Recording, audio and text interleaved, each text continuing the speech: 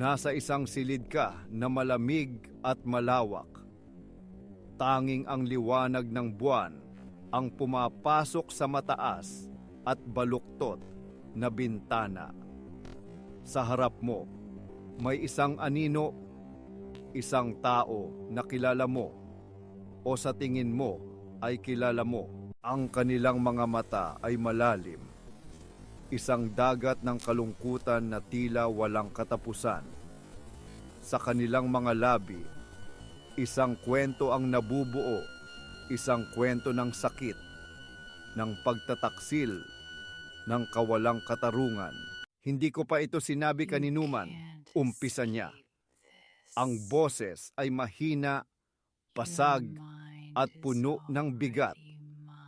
Bawat salita ay isang pain, maingat na inilalagay sa tubig.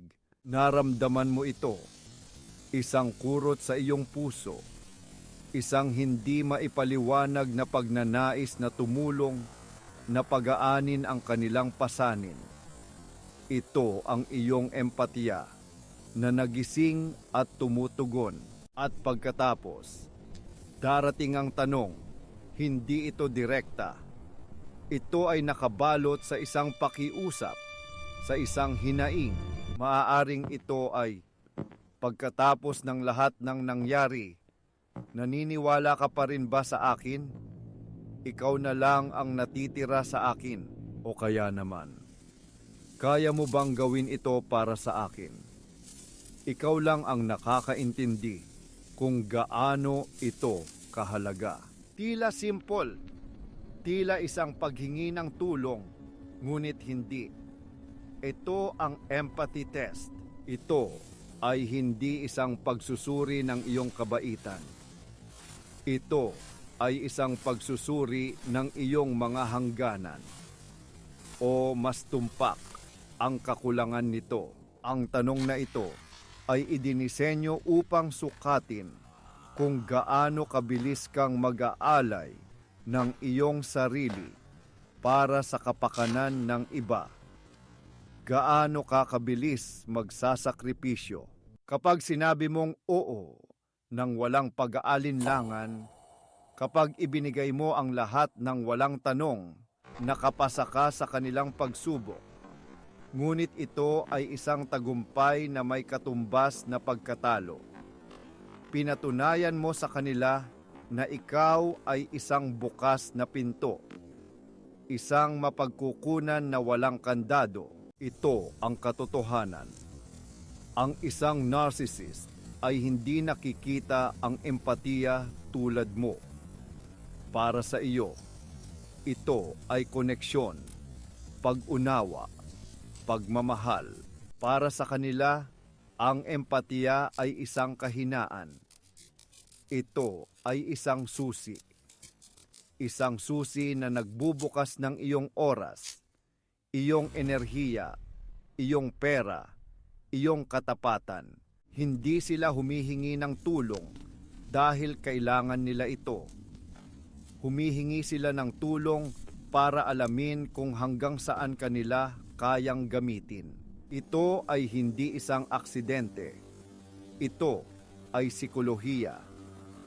Ang mga taong may mataas na empatiya ay madalas na target dahil ang iyong likas na ugali ay ang magtiwala at mag-ayos. Ang narcissist, sa kabilang banda, ay isang mangangaso. Hinahanap nila ang kabaitang iyon, hindi para tularan, kundi para pagsamantalahan. Isipin si Elara. Isa siyang artist. Ang kanyang mundo ay puno ng kulay at damdamin. Ang kanyang puso ay isang bukas na aklat. Pagkatapos ay dumating si Julian, isang manunulat na may mga salitang parang musika, at isang nakaraan na kasing lalim ng gabi, tila perpekto. Isang gabi, sa ilalim ng umiiyak na ulan, ibinunyag ni Julian ang kanyang sikreto. Isang kwento tungkol sa isang pamilyang umabuso sa kanya. Isang mundo na hindi siya kailanman inunawa. Lara, sabi niya, Ang kanyang boses ay isang bulong sa gitna ng bagyo. Ikaw lang ang nakakakita sa tunay na ako. Sasagipin mo ba ako sa dilim na ito? Yun ang tanong, ang empathy test. At si Elara, nang may buong puso, ay sumagot ng o. Itinigil niya ang kanyang pagpipinta. Ang kanyang mga araw ay umikot na ngayon sa pag-aalaga kay Julian, sa pagpapatunay na hindi siya katulad ng iba.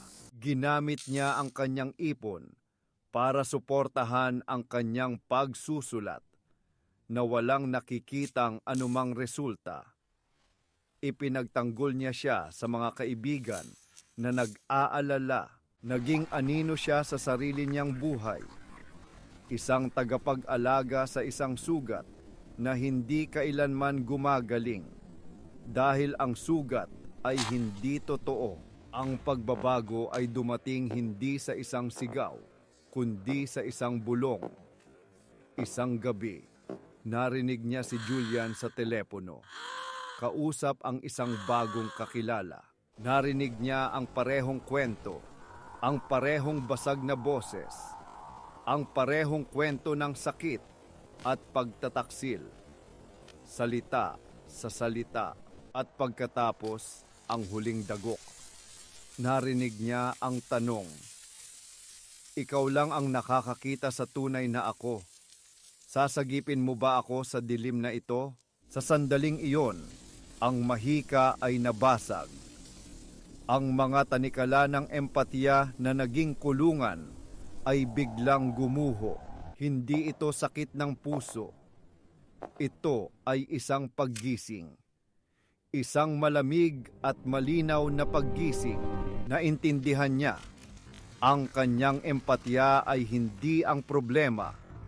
Ang problema ay ang pagbibigay nito ng walang pag-iingat, na parang isang balon na walang hangganan ang lalim. Paano mo ito lalabanan?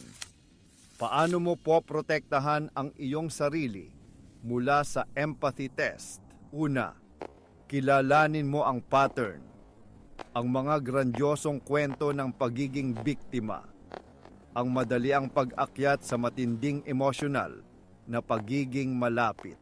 Pangalawa, magtanong ka.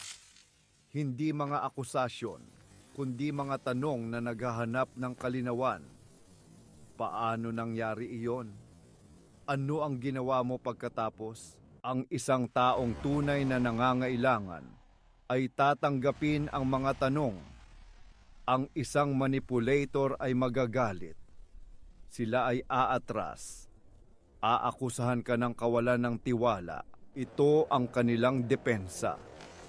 Dahil ang kanilang kwento ay isang bahay na gawa sa baraha. Isang tanong lang ang kailangan para gumuho ito. Pangatlo, at pinakamahalaga, magtakda ka ng mga hangganan. Ang empatiya ay hindi nangangahulugang pagsasakripisyo ng sarili. Maaari kang makinig ng hindi nag-aayos. Maaari kang mag-alok ng suporta nang hindi inaako ang responsibilidad. Naiintindihan ko ang nararamdaman mo, pero hindi ko kayang akuin ang problema mo. Isang simpleng pangungusap, ngunit isang makapangyarihang panangga. Ang iyong empatiya ay isang regalo. Huwag mo itong ipagkamali bilang isang kahinaan. Ito ay isang ilaw na may kakayahang magpagaling at magbigay liwanag. Ngunit tulad ng lahat ng ilaw, kailangan itong protektahan mula sa mga nais itong patayin para manatili sila sa dilim. Huwag hayaang ang iyong kabaitan ang maging dahilan ng iyong pagkawasak.